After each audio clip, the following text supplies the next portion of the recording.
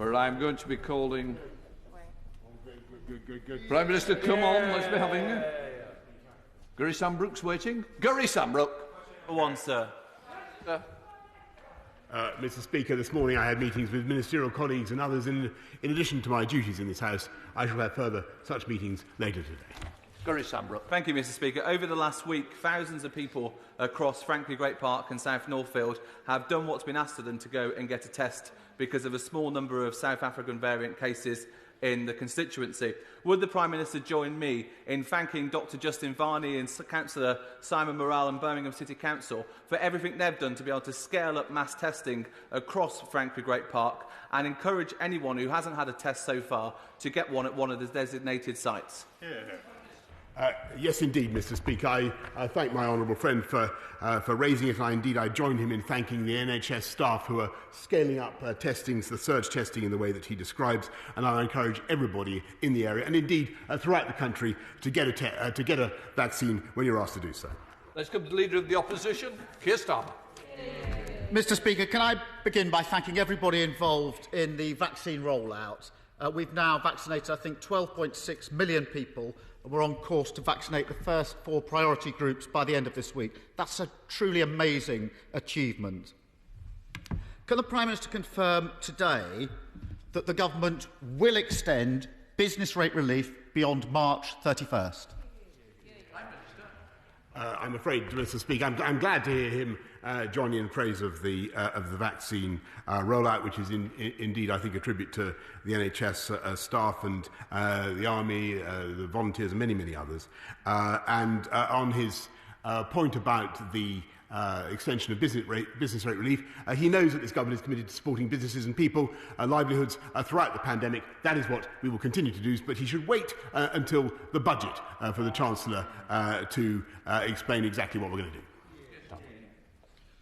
Mr. Speaker, I think that answer was that the Prime Minister can't give an answer yet.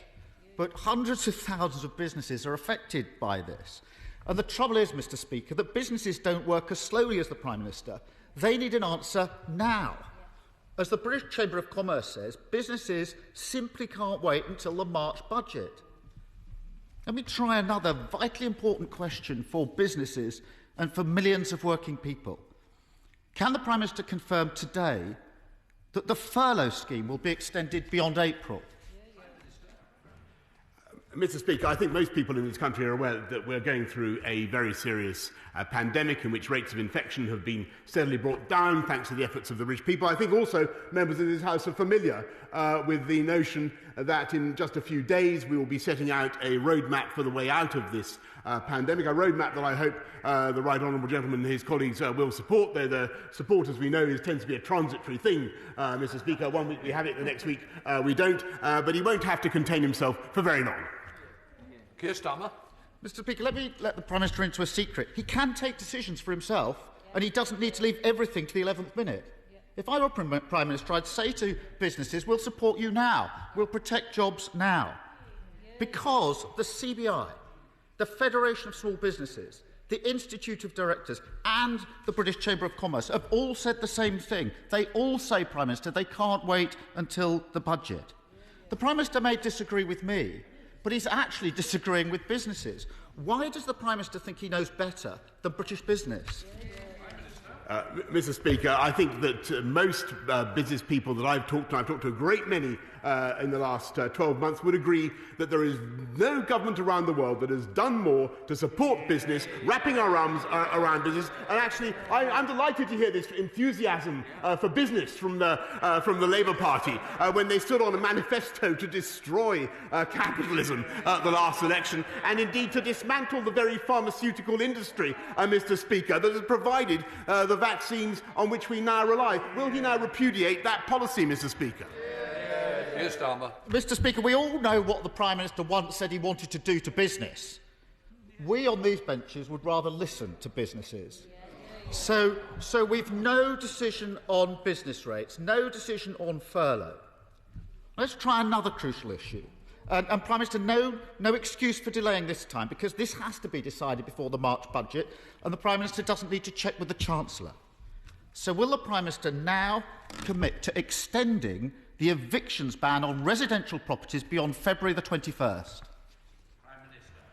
Mr. Speaker, I've said repeatedly that what we will do in this government and throughout this pandemic is put our arms around the British people, support them throughout the pandemic, and make sure that people are not unfairly evicted during the pandemic. That is what we will do. What I hope very much, Mr. Speaker, is that we may hear from the right honourable gentleman opposite that he not only has now had a Damascene conversion to the importance of business, but a Damascene conversion to supporting all the government's policies to support business, rather than sniping from the sidelines. Why doesn't he just get behind us and back the government, back us in our efforts to back business and back the British people? Keir Starmer. Mr. Speaker, I'm not going to take lectures from a man who wrote 2 versions of every column he ever wrote as a journalist, who proposed Donald Trump for a Nobel Peace Prize and gave Dominic Cummings a pay rise. Back to the question. Another area where the Prime Minister repeatedly delayed and now changes policy pretty well every day is securing our borders against variants of COVID. Every week the Prime Minister comes here and says we've got one of the toughest regimes in the world. We know his Home Secretary disagrees with him. We know the Health Secretary disagrees with him. Luckily, Mr. Speaker, Oxford University keep track of how tough border restrictions are in every country. They say that there are at least 33 countries around the world which currently have tougher restrictions for the United Kingdom. 33, Prime Minister, including Canada, Denmark, Japan, Israel. There are many others. In fact, they say we're not even in the top bracket of countries for border restrictions.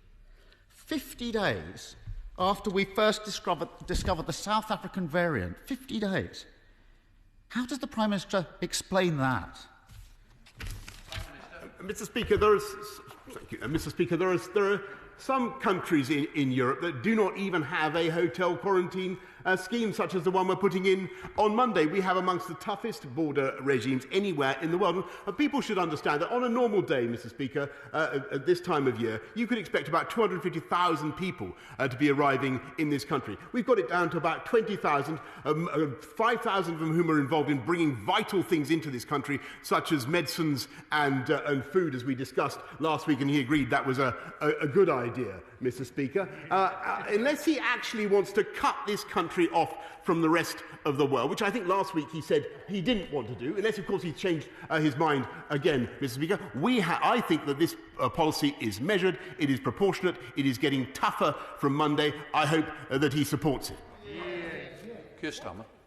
Mr. Speaker, the truth is this. The Prime Minister is failing to give security to British businesses, and he's failing to secure our borders. The Prime Minister often complains that we never put forward constructive proposals. So here's 2 for him. Support businesses and protect jobs now by extending furlough, business rate relief and VAT cuts for hospitality. And second, secure our borders with a comprehensive hotel quarantine on arrival. No more delays. Will he do it? Mr. Speaker, we've just announced the quarantine policy, which, as I've said to the House, is amongst the toughest in the world and tougher than most other European countries, certainly. I'm delighted that he's now supporting business in his latest stunt of bandwagoneering, not a policy for which he was famous before, Mr. Speaker. But he moves from one side of the other in the debate throughout this crisis. And some people, Mr. Speaker, some people have said that this is a good crisis, Mr. Speaker. Some people have said this is a good crisis. Some people have said that this crisis is a gift that keeps on giving, Mr. Crisis. Mr. Speaker.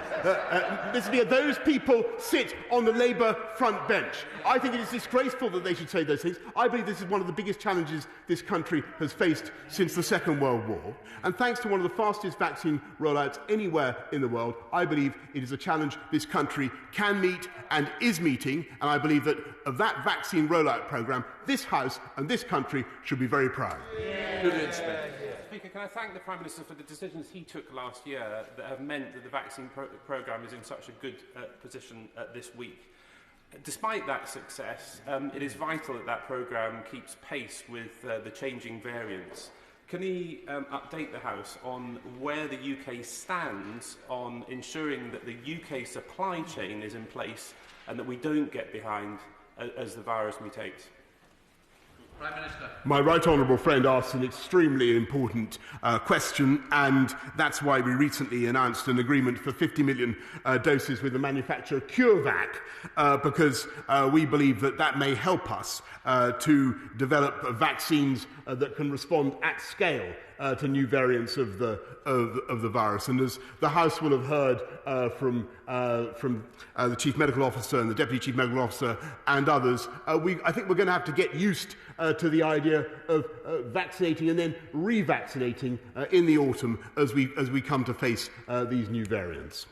Let's head up to Skye and Lochaber with SNP leader Ian Blackford. Ian Blackford. Thank you, Mr. Speaker.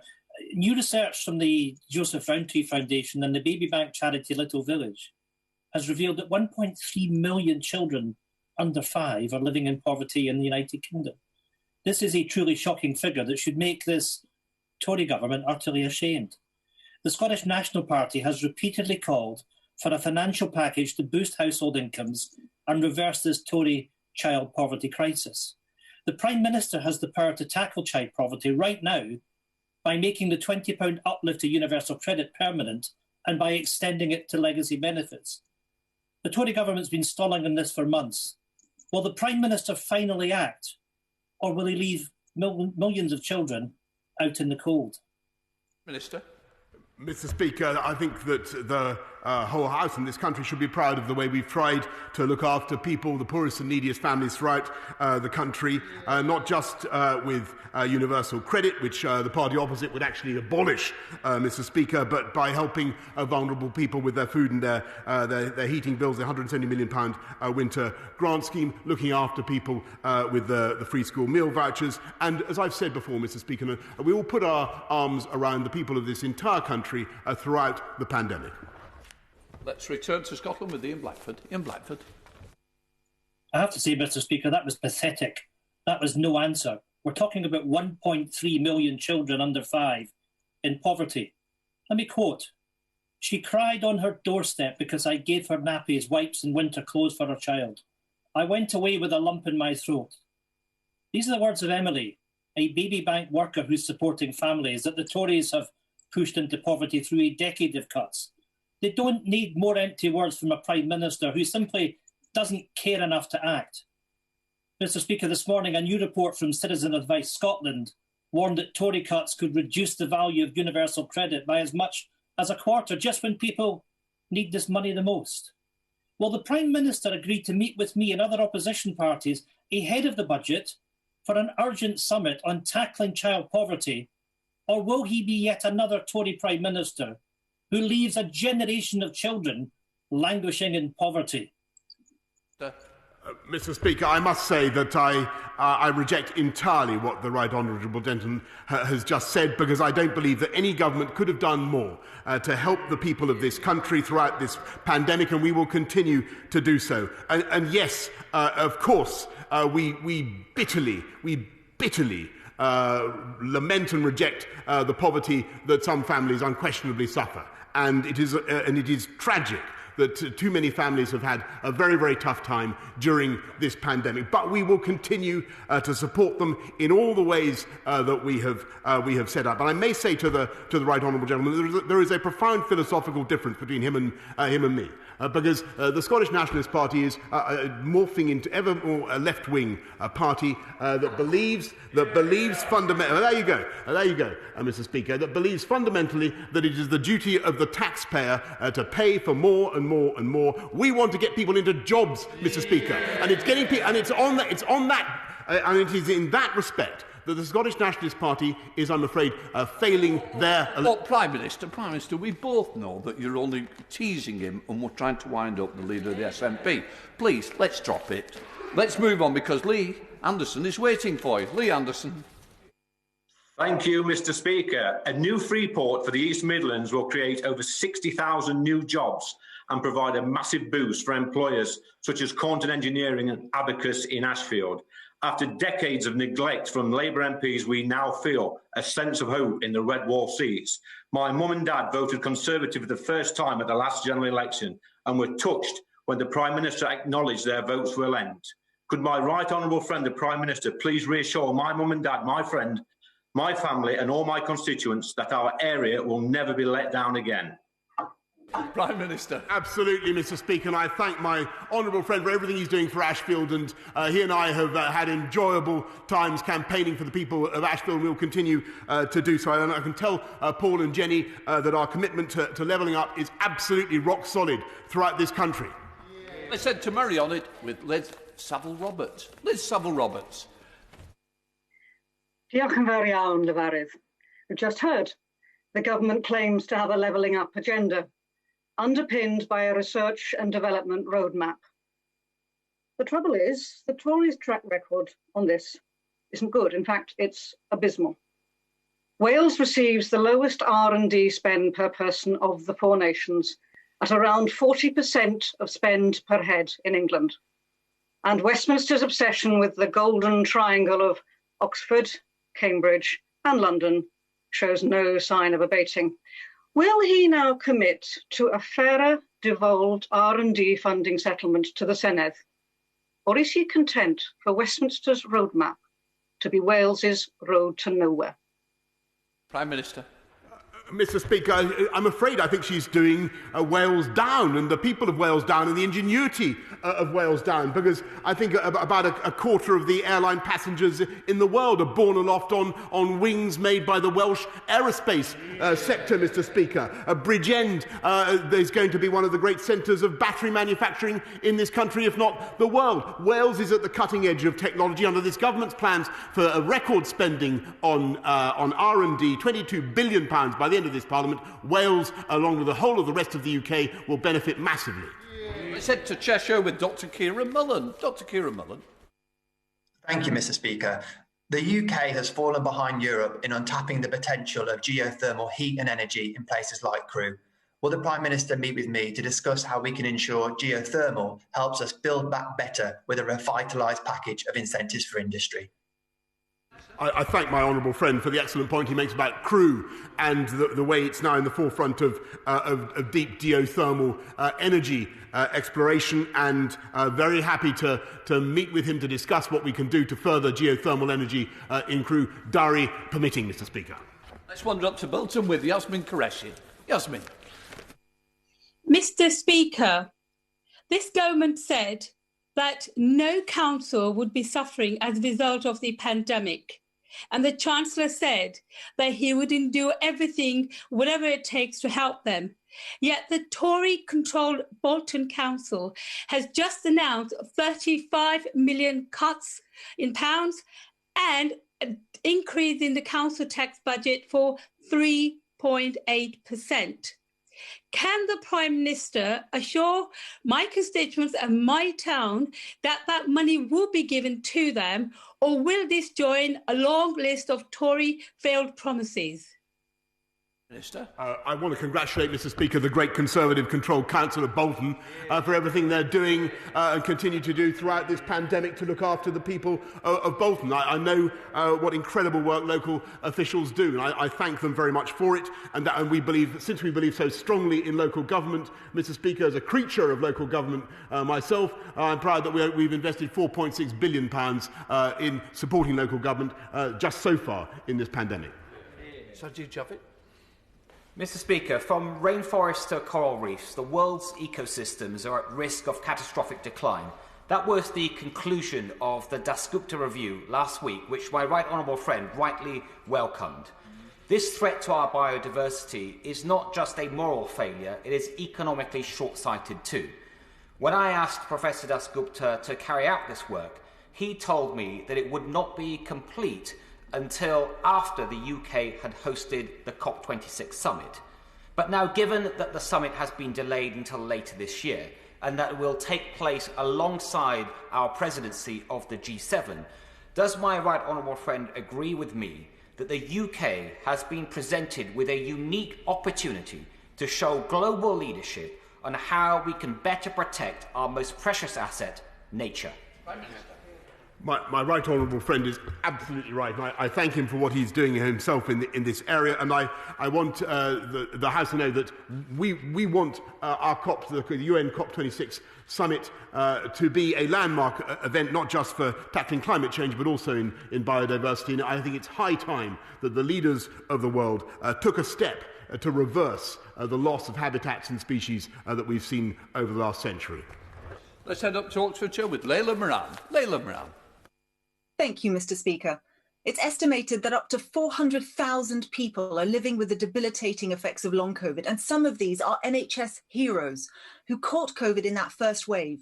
Nearly a year later, I've heard from a doctor who says she wonders if she'll ever be able to walk unaided again, let alone manage a full day of work. Does the Prime Minister recognise that for this group, long COVID is an occupational disease? And will he set up a compensation scheme similar to what we offer our armed forces so that we ensure that those who have lost their livelihoods by saving lives are fully supported?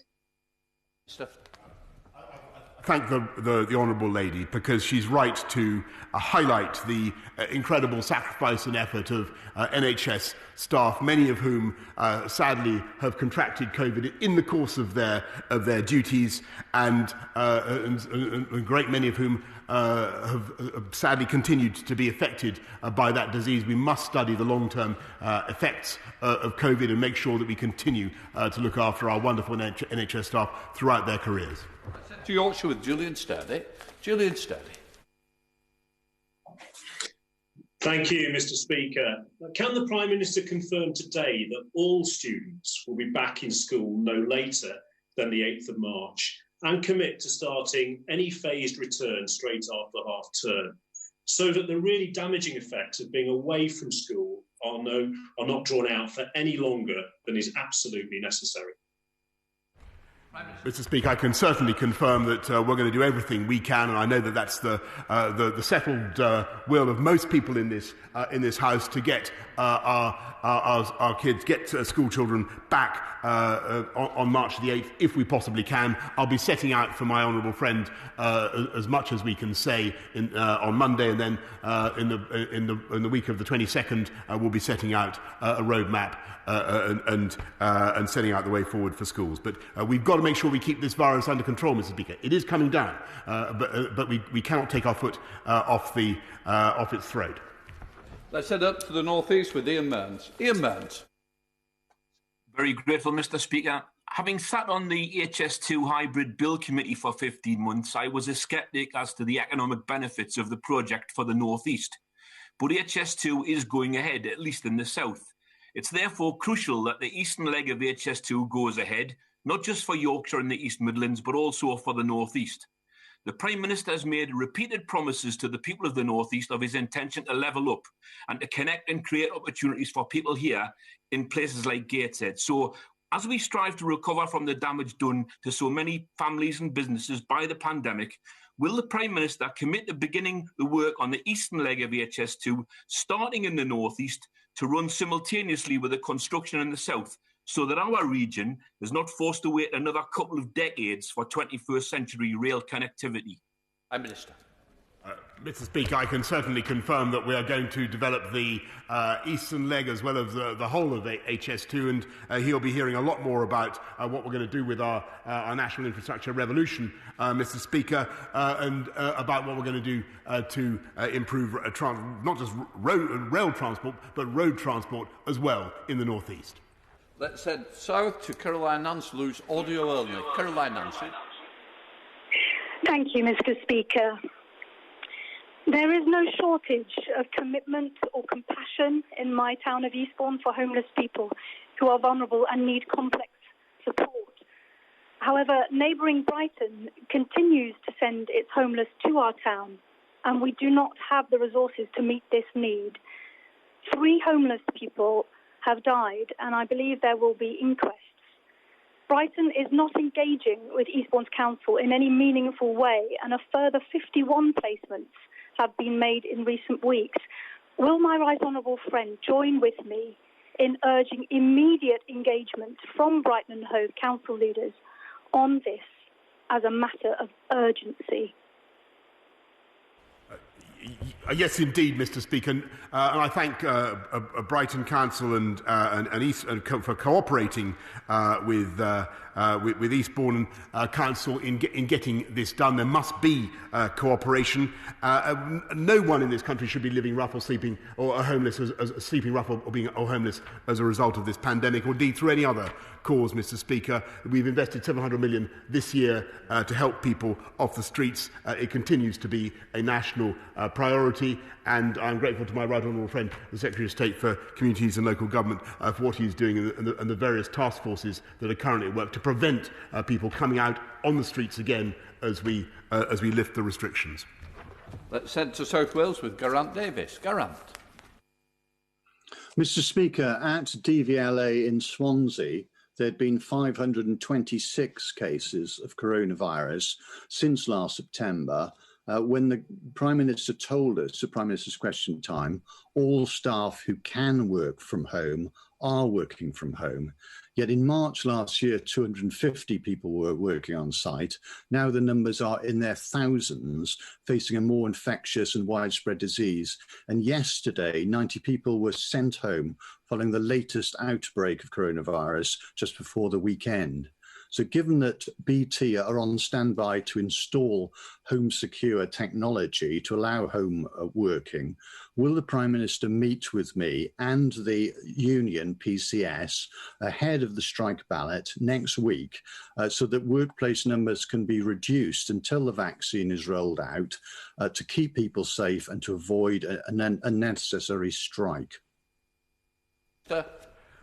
Mr. Speaker, I thank him for raising this again with me, and thanks to the working from home strategy that the DVLA has been pursuing of a workforce of 6,000. There are currently thankfully, 9 cases, to the best of my knowledge, of COVID, and 3 of those individuals are currently working from home. We're rolling out lateral flow tests. A huge number of lateral flow tests are being distributed to the DVLA. But the long-term solution, Mr. Speaker, or the medium-term solution, I should say, is to vaccinate and to roll out the vaccination programme. And that is what this government is doing in Wales and across the country. Let's head to the West Midlands with Nicola Richards. Nicola. Thank you, Mr. Speaker. Families across West Bromwich East have been affected by cancer, just like my own, and know all too well that early diagnosis and treatment can save a life. According to research by Macmillan Cancer Support, there were over 70 people in my constituency and 50,000 across the UK with a missing cancer diagnosis. Cancer hasn't stopped during the pandemic, so with this in mind, will the Prime Minister commit to making the resurgence of cancer diagnosis services a top priority as restrictions begin to ease? Minister. I thank my honourable friend, and I know this is an issue that is very close to her heart, and she's right to raise it, because we, of course, there are the pressures from COVID, but we're also worried, Mr. Speaker, that some people may not be coming forward for the cancer treatments that they need. So I urge everybody who needs to get their treatment to help the NHS to help you come forward and get your treatment as you normally would. To the North West with Lucy Powell. Lucy. Thank you, Mr. Speaker. The Prime Minister said in November that the £1.5 billion Green Homes grant would be extended to March 2022. Yet in a written answer last week, his minister said that the money would not be carried over from this financial year to next.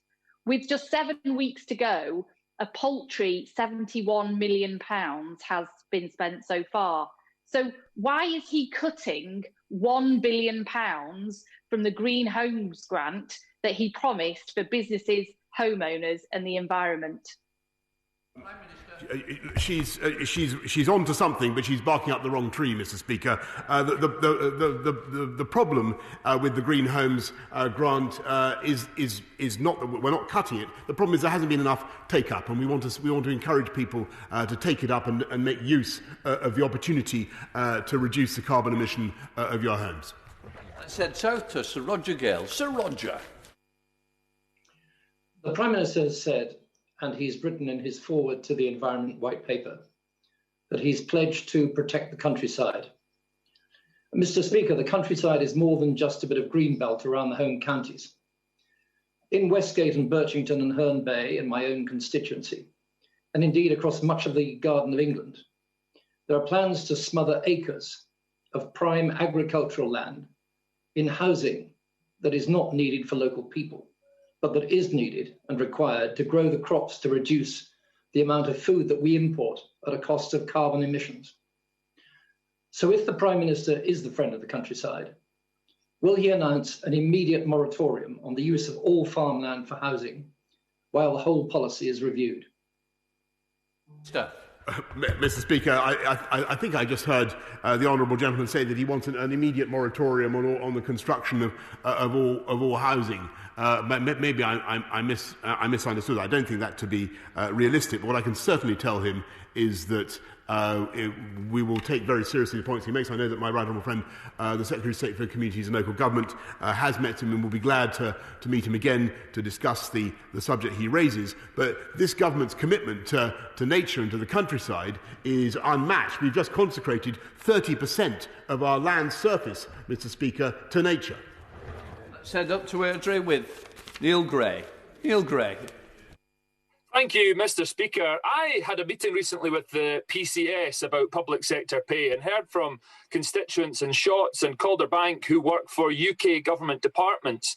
Both are struggling to cover over a real terms pay cut over decades. One has had to take partial early retirement so the lump sum could keep him going. What will the Prime Minister say to the Chancellor to convince him of the need to properly reward all those who have been on the front line during the COVID pandemic and at the very least follow the Scottish Government's lead in fully funding a rise in public sector pay? Prime Minister. Mr. Speaker, we have seen above inflation increases in public sector pay, and that is quite right. And we support particularly increases in investment in our NHS, and he'll know the package that we put in place for nurses. But the single best thing that we can do is support the living wage, which this government introduced and which this government introduced and which we have now increased by record amounts 2 years in a row. And I see the Scottish Nationalist Party, forgive me, Mr. Speaker, the National, I don't know whether they're nationalists or not. Perhaps they could clear it up. Whether they think, maybe are they did up earlier for you? Are they a national party without being nationalists? It's an interesting semantic point, Mr. Speaker. I think they're trying to claim that they pioneered the living wage. I don't think that's right, Mr. Speaker. I seem to remember that it was a certain mayoralty in London that massively increased the living wage when they weren't off the starting blocks, Mr. Speaker. In which case, let's go down to Somerset, who is ready on the starting blocks with Ian Littlegranger. Mr. Speaker, thank you as always. I am delighted my honourable friend is defending democracy by pushing ahead with local elections. But here in the land of King Alfred, the people desperately want to give their verdict on Somerset County Council, which I'm afraid has been using COVID money to spend on things that have nothing to do with the pandemic. They have submitted to the government a form which says that nothing, and I fear that my right honourable friend has been misled. We need a referendum down here to test public opinion quickly. But would my right honourable friend, a proud man of Somerset, who understands history more than most of us, not agree the time has come to put our county back together and that we have the whole of Somerset being looked after by Somerset? I know King Alfred would approve of it, and I know the people of Somerset will certainly support the Prime Minister if he supports us. Prime Minister. Mr. Speaker, I thank my right honourable friend, who is a great advocate of Somerset and committed to his constituents, and I thank him for what he's doing.